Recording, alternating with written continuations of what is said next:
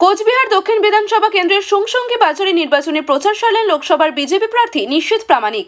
বুধবার সন্ধ্যায় ওই এলাকায় হুটখোলা গাড়িতে প্রচার করলেন তিনি। নিশীথ প্রামাণিকের সঙ্গে উপস্থিত ছিলেন দক্ষিণ বিধানসভার বিধায়ক নিখিল রঞ্জন দে, যুব মোর্চার জেলা সভাপতি কুমার চন্দ্র নারায়ণ এবং স্থানীয় নেতৃত্বরা। এদিন প্রচারের মাঝে সেখানে একটি শিব মন্দিরে পুজো দেন নিশীথ।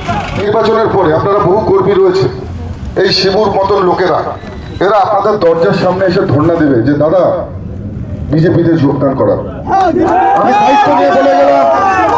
আমি দায়িত্ব নিয়ে বলে গেলাম এই শিবুর মতন লোকেরা যারা অন্যায় করে, যারা সমাজের চোখে অপরাধী, এদের মতন লোকেরা যদি কুচবিহার থেকে নাকে খত দিতে দিতে এসে চান্দামারি বাজার পৌঁছয়, তবু এদেরকে ভারতীয় জনতা পার্টিতে কোনো স্থান হবে না। আজকে আমি বক্তব্যকে দীর্ঘায়িত করবো না, পরবর্তীতে আমাদের অনেক কার্যক্রম রয়েছে। আবারও আমি পলিমারির জাগ্রত জনতা আপনাদের চরণে কোটি কোটি প্রণাম জানিয়ে আমার বক্তব্য শেষ করব। তার আগে আপনাদের কাছে আবেদন রাখবো, আগামীকাল আমাদের দেশের যশস্বী প্রধানমন্ত্রী আদরণীয় মোদীজি কুচবিহার রাসমেলার মাঠে আসছেন নির্বাচনী প্রচারে, এবং প্রথম প্রচার, এটা আমাদের সৌভাগ্য যে কুচবিহার থেকে তিনি প্রথম প্রচার শুরু করছেন এবারের লোকসভা নির্বাচনের। এটা আমাদের জন্য সৌভাগ্য কিনা? তো নিশ্চিতভাবে আমি আপনাদের কাছে আবেদন করব, প্রত্যেকে আপনারা পৌঁছে যাবেন, সময় মতন পৌঁছে যাবেন, সঠিক সময় পৌঁছে যাবেন। দেরি করলে পরে হয়তো মাঠ ভরে যাবে, আপনাদের হয়তো রাস্তায় দাঁড়িয়ে বক্তব্য শুনতে হবে, তাই তাড়াতাড়ি যেতে হবে।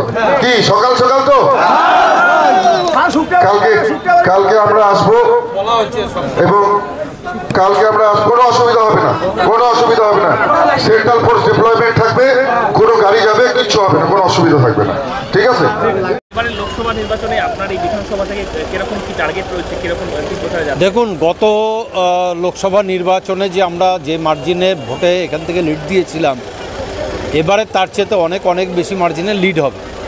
তার কারণটা হচ্ছে যে মানুষ মাননীয় নরেন্দ্র মোদীর যে উন্নয়ন, যে বিকাশ, সেই বিকাশ আজকে তারা বুঝতে পেরেছে।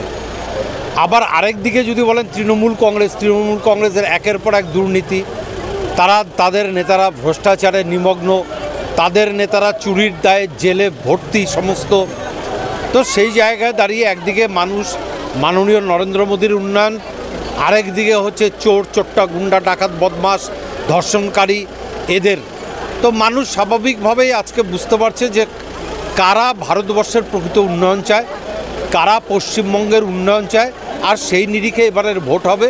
স্বাভাবিকভাবে আমার এই যে বিধানসভা, দক্ষিণ বিধানসভা, সেখান থেকে ব্যাপক হারে লিড দিয়ে আমরা আমাদের সাংসদ নিশীথ প্রামাণিককে মাননীয় নরেন্দ্র মোদীর সেই যে মন্ত্রিসভা সেখানে আমরা পাঠাবো।